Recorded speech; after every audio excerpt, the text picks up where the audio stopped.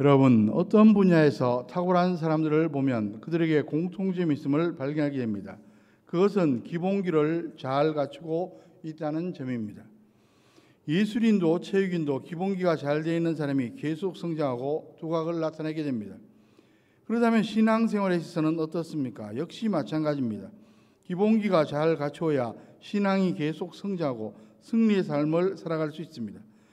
아무리 신앙의 연조가 길고 여러 가지 활동을 한다고 해도 신앙의 기본기가 되어 있지 않으면 하나님의 은혜와 축복을 풍성히 누리지 못합니다. 그러므로 우리는 어찌하든 신앙의 기본기를 잘 갖추어야 합니다.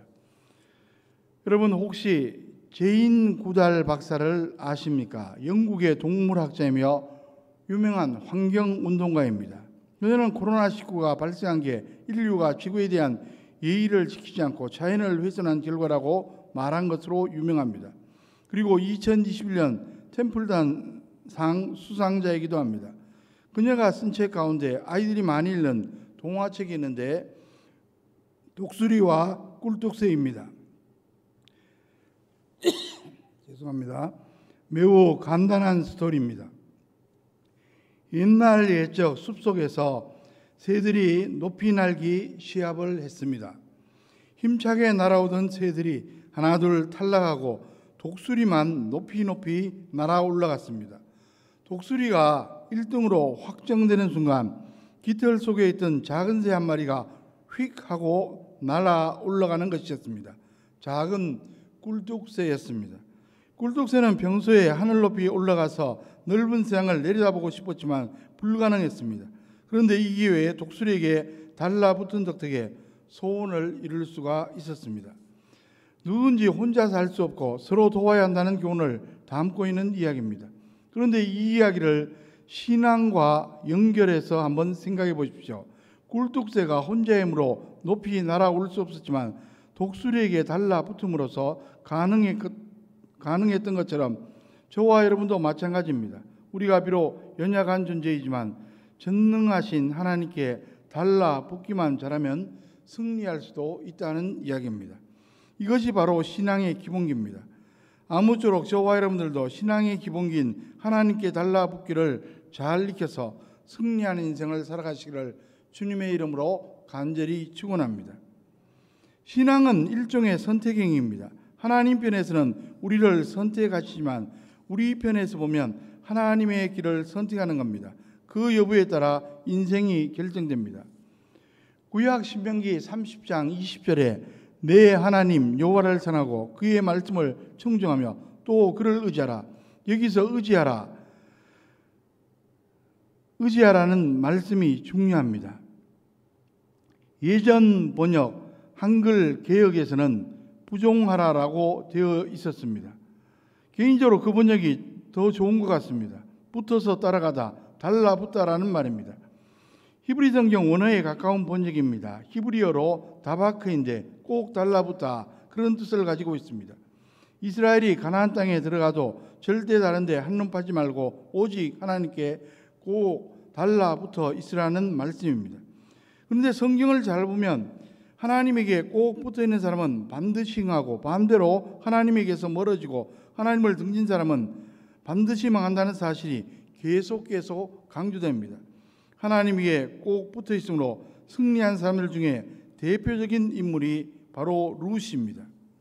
그녀는 모압 여인이지만 시어머니 나오미를 따라 이스라엘로 이동합니다. 나오미는 남편과 일찍 사별한 두 며느리 룻 오르바가 이스라엘로 가서 육신적으로 고생할까 봐 자꾸 만류합니다.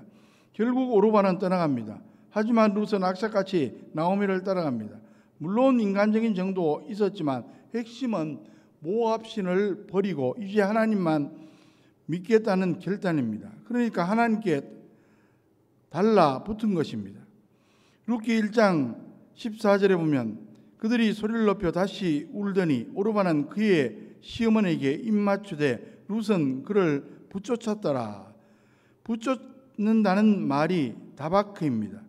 룻은 하나님께 달라붙은 결과 어떻게 됩니까? 베들레헴의 유지인 보아스와 결혼합니다. 육신적으로 고생은커녕 부유하게 살게 됩니다. 그뿐입니까? 메시아의 족보에 들어갑니다. 다윗의 증조 할머니가 됩니다. 오직 하나님께 달라붙음으로 승리한 대표적인 인물입니다. 여러분, 하나님께 달라붙어 있으면 만사형통입니다. 반대로 하나님에게서 떨어지면 만사불통입니다.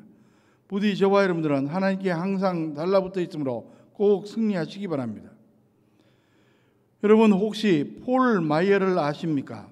기업체 같은 데서 그의 책들을 많이 읽는데 그런 기회가 있었다면 아실 줄로 압니다. 그는 미국의 성공적인 사업가로 40여 개가 넘는 기업체를 운영한 바가 있습니다. 그 성공을 바탕으로 리더십 및 자기개발 강사로 활약함으로 그 분야의 원조격이 된 분입니다. 또 기부왕으로 11조 정도가 아니라 소득의 50% 이상을 하나님께 드리며 선교와 자선사업에 헌신한 분이십니다.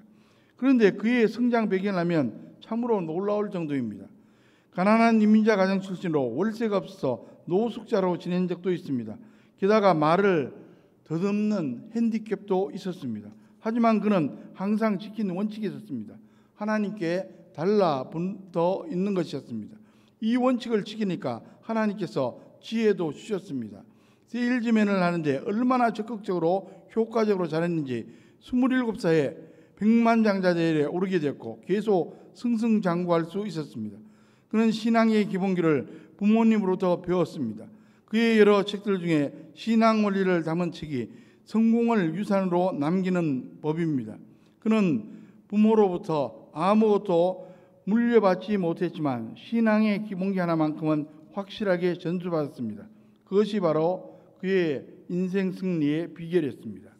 여러분, 코로나19 상황에서도 신앙생활을 잘하고 싶으십니까? 인생을 승리하고 싶으십니까? 그렇다면 신앙의 기본기에 충실하시기 바랍니다.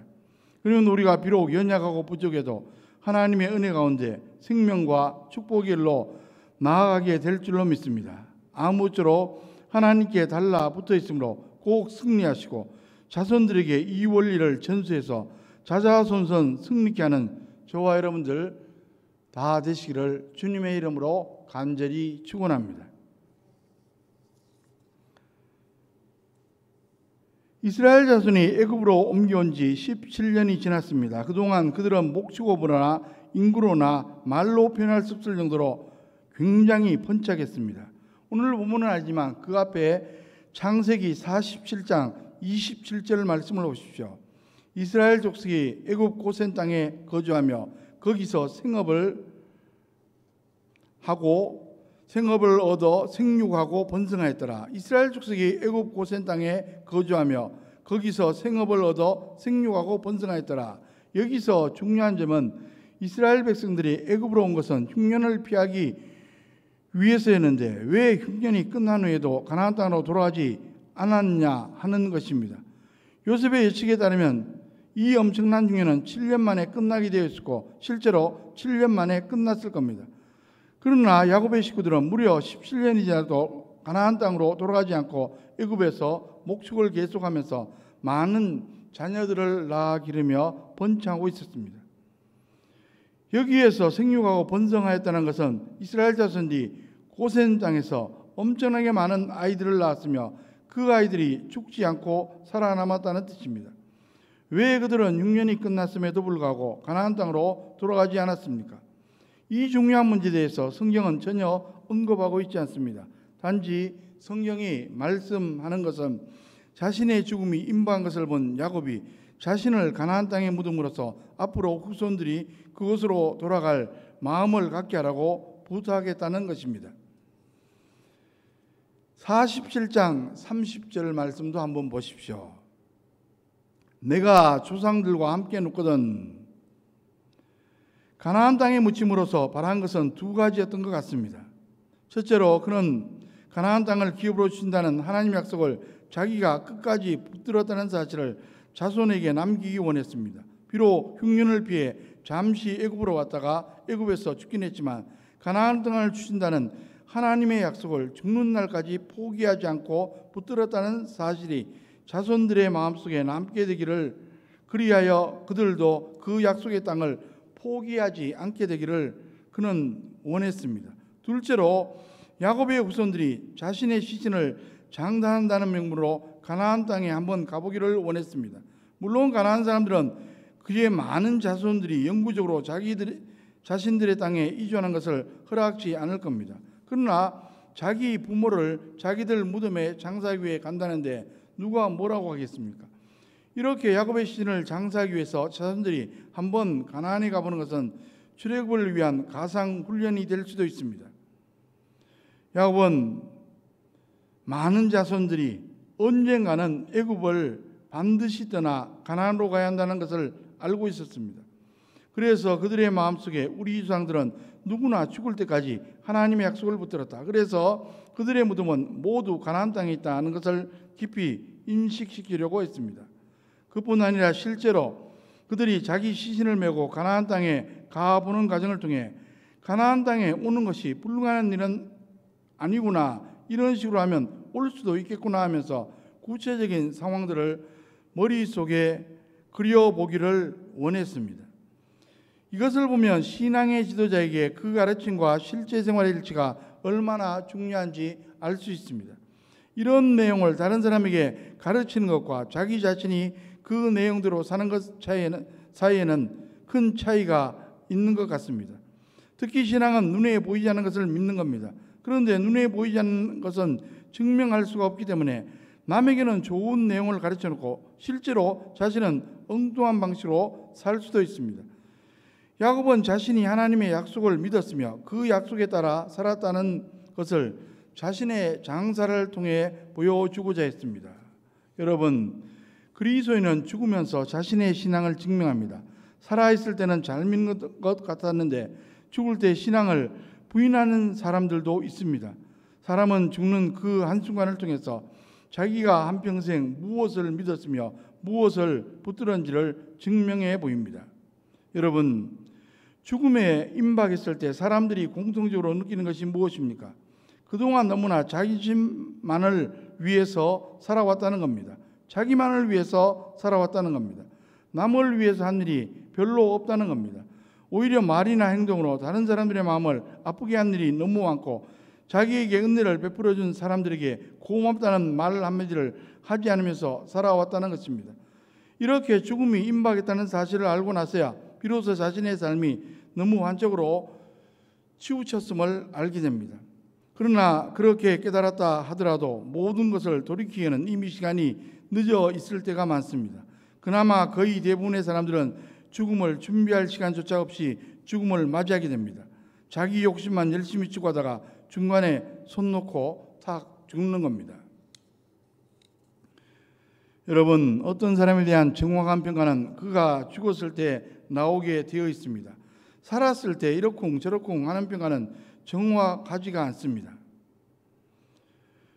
우리가 죽었을 때 뒤에 남은 사람들이 나에 대해서 뭐라고 할 것 같습니까? 나의 죽음이 그들에게 어떤 영향을 끼칠 것 같습니까? 야곱은 내가 이 애굽에 묻힌다면 그동안 고생한 것이 아무런 소용이 없어진다. 말씀 때문에 그렇게 고생하고 연단받는 것이 아무 소용이 없어진다. 그러니까 나는 반드시 약속의 땅에 묻혀야 된다. 그래서 내 후손으로 하여금 이 약속을 붙들게 하는 징검다리가 되어야 한다. 나를 밟고 한 사람씩 하나님께 나아가게 해야 한다고 생각했습니다. 그것이 자기가 할 수 있는 마지막 봉사라고 여겼습니다. 야곱은 자신의 죽음이 그 후손들을 약속의 땅으로 이끌어갈 하나의 징검다리가 되기를 원했습니다. 우리는 이 세상을 떠나 저 영원한 천국을 소유할 자들입니다. 어떻게 하면 나의 죽음을 통해 다른 사람들로 하여금 저 하늘을 생각하게 하고 저 하늘을 향해 나아가게 할 수 있습니까? 이 세상에 큰 미련을 가지 않고 끝까지 아름답게 살다가 죽는 것, 그것 이상으로 천국의 존재를 보여줄 수 있는 일은 아마 없을 것입니다. 오늘 본문 48장 1절 2절 말씀을 보십시오.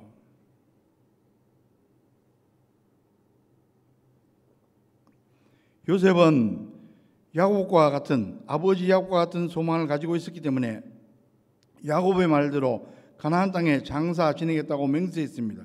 그 후에 요셉은 아버지가 병들었다는 소식을 듣게 되었습니다. 그는 아버지가 오래 살지 못한다는 것을 알고 두 아들을 데리고 문병을 갔습니다. 야곱과 요셉의 만남은 단순한 부자 간의 만남이 아닙니다. 야곱은 병상에서 겨우 몸을 일으켜 자기 집안에 내려오는 하나님의 축복을 반복해서 확인해 주고 있습니다. 3절 4절 말씀을 보십시오.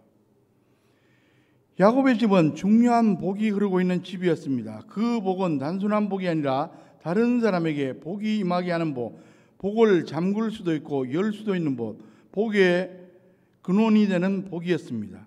이 집이 다른 사람을 축복하면 그들이 복을 받습니다. 이 집이 다른 사람을 저주하면 그들이 저주를 받습니다. 즉 야곱의 집은 자기들만 잘 되는 복이 아니라 남을 살리기도 하고 주기도 하는 말씀의 능력이 있는 집이었습니다. 야곱은 이제 이 집이 단순한 한 집이 아니라 한 나라가 되어야 한다고 말합니다. 하나님께서 그것을 위해 자기 집을 애굽으로 보내셨다는 겁니다. 야곱의 눈에는 애굽에서 자기 후손들이 이렇게 번성하고 있는 것이 곧 이 축복의 나라가 형성되고 있는 과정으로 보였습니다. 야곱의 집에 주어졌던 이 축복은 오늘날 전 세계에 흩어져 있는 교회 안에서도 이루어지고 있습니다. 교회에 하나님의 축복이 임하는 것은 정상적인 일입니다. 교회에 와서 사람들의 마음이 새로워지며 상처가 치료되는 것, 육체의 병이 치료되는 것은 정상적인 현상입니다. 그러나 요즘에 보면 교회는 많은데 진정한 하나님의 축복은 잘 나타나지 않는 것 같습니다. 그 이유가 어디에 있습니까? 교회와 하나님 사이를 가로막고 있는 것들이 너무나도 많은 데 있습니다. 제도적인 문제나 회개하지 않는 죄, 세상적인 욕심들이 하나님과 교회 사이를 가로막아서 그 복이 임하지 못하게 하고 있습니다. 엘리야 때 이스라엘에는 3년 반 동안 기근이 들었습니다. 그러나 엘리야가 머물고 있었던 이방인 과부의 집에는 가루와 기름이 떨어지지 않았습니다. 이스라엘에서는 기도가 응답되지 않은 채 왜 이방인의 집에서는 기도가 응답되고 성령의 역사가 나타나며 죽었던 아이가 다시 살아났습니까? 이스라엘의 하나님과 그들 사이를 가로막고 있는 죄가 있었기 때문입니다. 창세기 48장 4절에서 땅과 후손을 신약적으로 해석하면 말씀과 성령입니다. 말씀과 성령의 역사가 있는 곳이 교회입니다.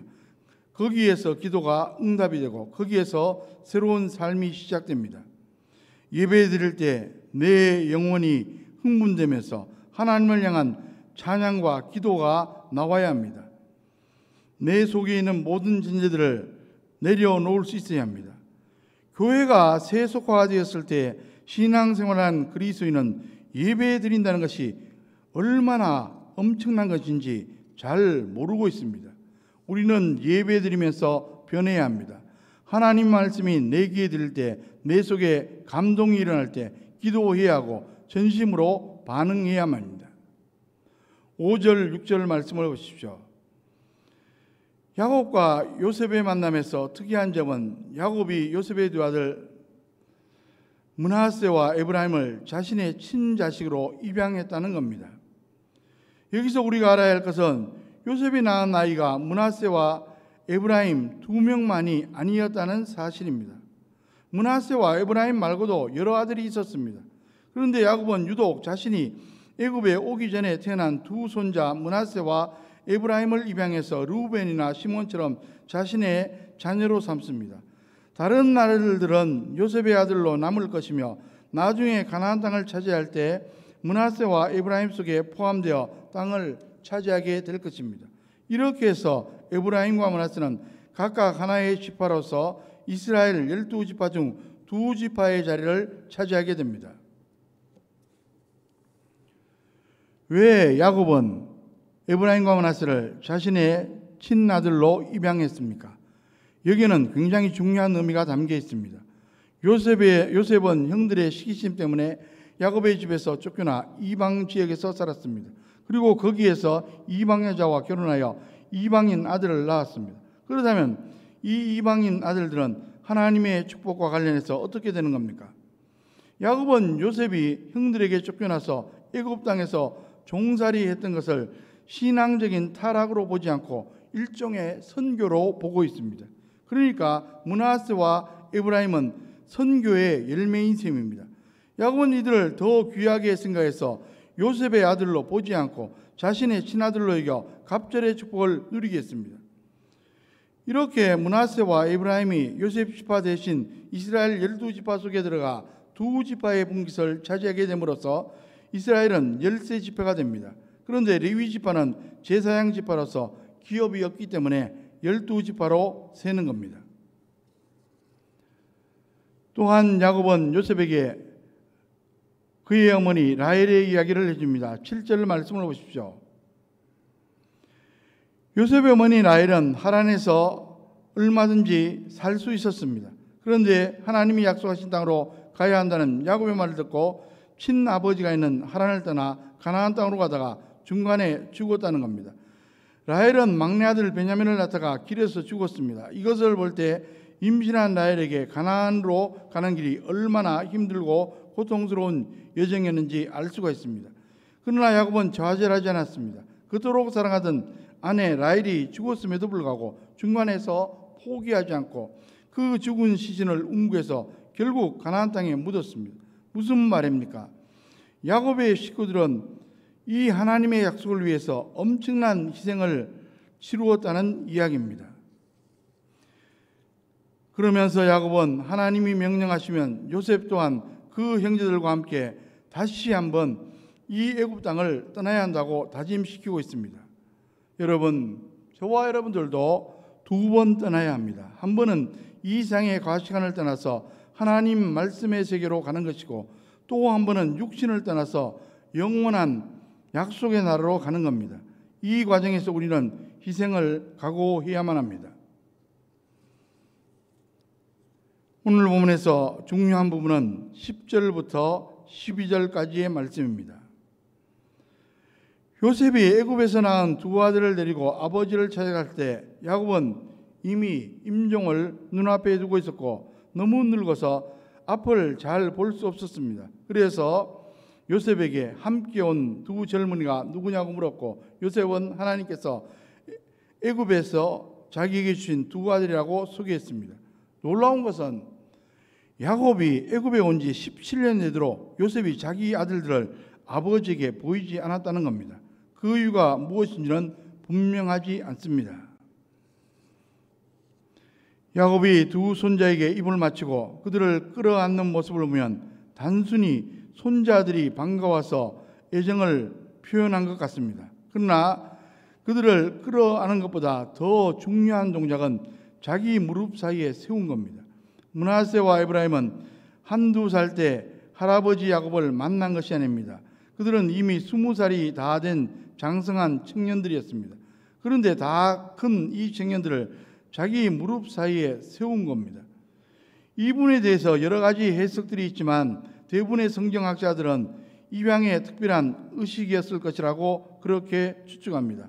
다시 말해서 야곱은 애굽에서 태어났고 애굽에서 자라 아직 할례도 받지 않은 이 이방의 손자들에게 입맞추며 그들을 자기의 무릎 사이에 세움으로써 진정한 이스라엘의 자손으로 받아들이고 있다는 것입니다. 여기서 우리가 이해하기 어려운 것이 있습니다. 요셉이 낳은 아이는 야곱의 손자이니만큼 이런 입양의 의식을 거치지 않아도 당연히 이스라엘에 속하게 되는 것이 아닙니까? 게다가 요셉은 자기가 원해서 애굽으로 온 것이 아니라 형들이 파는 바람에 억지로 온 겁니다. 그런데도 이방 땅에서 이 정도로 성공했으니 얼마나 놀라운 일입니까? 또 요셉은 야곱이 그 어떤 아들보다 사랑하는 아들이 아닙니까? 그런데도 이렇게 굳이 입양을 거쳐야 하는 이유가 무엇입니까? 여러분, 하나님의 나라는 핏줄이나 인정으로 이루어지지 않습니다. 공동체 안에 함께 있어야 합니다. 아무리 요셉의 아들이고 야곱의 손자라 해도 야곱이 축복하고 받아들이지 않는 한 그들은 그저 요셉의 아들이고 야곱의 손자일 뿐 하나님의 백성이 될 수는 없습니다. 우리나라는 유아 세례보다 성인 세례가 많은 편입니다. 그러나 기독교 역사가 오래된 네덜란드나 남아프리카 공화국 같은 곳은 성인 세례가 거의 없다고 말합니다. 거기서 기독교인이 되는 것은 거의 전부 출생의 의세이지 성인이 되고 나서 예수님을 믿고 세례받는 경우는 극히 드물다는 이야기입니다.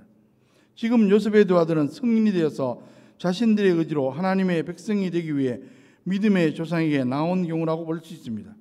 야곱이 애굽 땅에 온 지 17년이 되도록 두 손자가 그를 만나러 오지 않은 이유는 알 수 없지만 이렇게 성인이 된 후에 할아버지 앞에 나온 데는 아마 자신들의 의지가 들어 있었을 겁니다. 15절과 16절 말씀을 보십시오. 본문에 나오는 야곱의 축복은 그 조상들의 축복보다 훨씬 더 자세하고 구체적입니다. 야곱이 요셉의 두 아들에게 축복한 것은 많은 재산이나 돈이 아닙니다.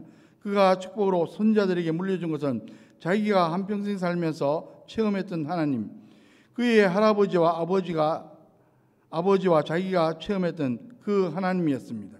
내 조부 아브라함과 아버지 이삭이 섬기던 하나님, 할아버지 아브라함과 아버지 이삭이 이 세상에서 믿음으로 살 수 있도록 지켜주셨던 하나님이라는 뜻을 가지고 있습니다.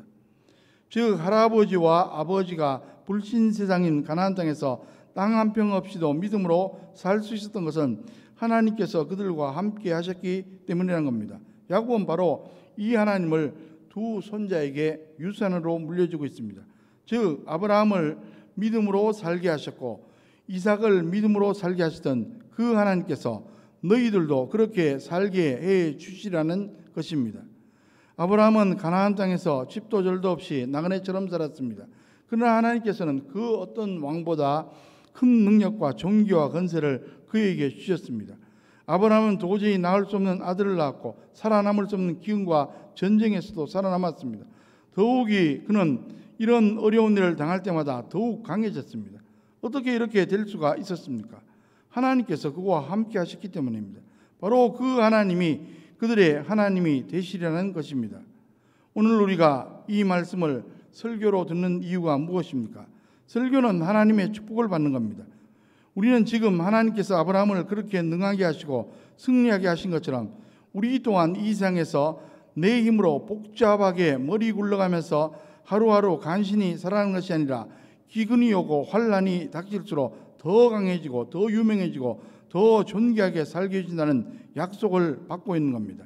이삭도 마찬가지입니다. 아버지 아브라함만큼 화려한 체험들을 한 것은 아니지만 그는 일찍이 죽을 뻔한 위기에서 살아났습니다. 그가 모리아산에서 제물로 드려질 뻔하다가 살아서 내려온 것은 부활의 체험이나 다름이 없었습니다. 야곱은 바로 그 축복을 므낫세와 에브라임에게 주고 있습니다. 아무리 죽음의 고비가 온다 하더라도 아무리 사망의 골짜기가 눈앞에 입을 벌린다 하더라도 너희들은 반드시 통과할 것이다. 하나님께서 내 아버지 이삭을 죽음 가운데서 살리신 것처럼 너희도 살릴 것이다. 바로 그 능력의 하나님을 너희에게 준다는 것입니다. 하나님께서는 바로 이 약속과 축복을 오늘 저와 여러분들에게도 주고자 하십니다. 하나님께서 아브라함을 이기게 하신 것처럼 우리도 이기게 하시기를 바랍니다. 하나님께서 이삭을 죽음의 고비에서 지키신 것처럼 우리의 생명도 이 사망의 엄청난 골짜기에서 지키시기를 원합니다. 야곱은 또한 자기가 체험한 하나님을 이들에게 줍니다. 나의 출생으로부터 지금까지 나를 기르신 하나님, 나를 모든 환난에서 건지신 여호와의 사자를 주는 겁니다. 이제 야곱은 한 가지 축복을 더 주고 있습니다. 16절 하반절을 보십시오. 내 이름과 내 주부 아브라함과 아버지 이삭 이름으로 칭하게 하시며 이들이 세상에서 번식되게 하시기를 원하나이다. 17절로 19절 말씀을 보십시오. 요셉은 야곱이 오른손을 큰아들 머리에 얹도록 자기 왼쪽에 므낫세를 세우고 왼손을 둘째 아들의 머리에 얹도록 자기 오른쪽에 에브라임을 세워서 아버지에게 나아가게 했습니다. 그런데 야곱은 그럴 줄 알았다는 듯이 팔을 어긋나게 해서 오른손을 왼편에 있는 작은 아이 머리에 얹고 왼손을 오른편에 있는 큰 아이 머리에 얹은 겁니다. 요셉은 큰아들이 아버지의 더 큰 축복을 받는 것이 당연하다고 생각했습니다. 그러나 하나님은 달랐습니다. 하나님은 작은 자에게 더 큰 축복을 주기를 원하셨습니다. 우리는 지금 왼손과 오른손을 크게 구별하지는 않습니다. 오히려 왼손잡이들 중에 예능계나 체육계에서 두드러진 활동을 보이는 사람이 많이 있습니다. 그러나 유대인들에게는 오른손과 왼손의 차이가 엄청나게 컸습니다. 오른손의 축복과 왼손의 축복이 분명히 달랐습니다.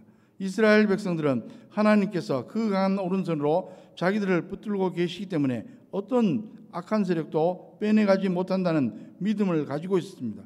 왼손은 힘이 약해서 놓칠지 몰라도 오른손은 강하기 때문에 그 어떤 것도 하나님의 손에서 자신들을 빼내갈 수 없다고 믿었습니다. 22절 말씀을 보십시오. 마지막으로 야곱은 요셉에게 가나안 땅의 일부를 더 주었습니다. 그것은 그가 돈으로 산 땅이 아니라 칼과 활로 빼앗은 땅이었습니다.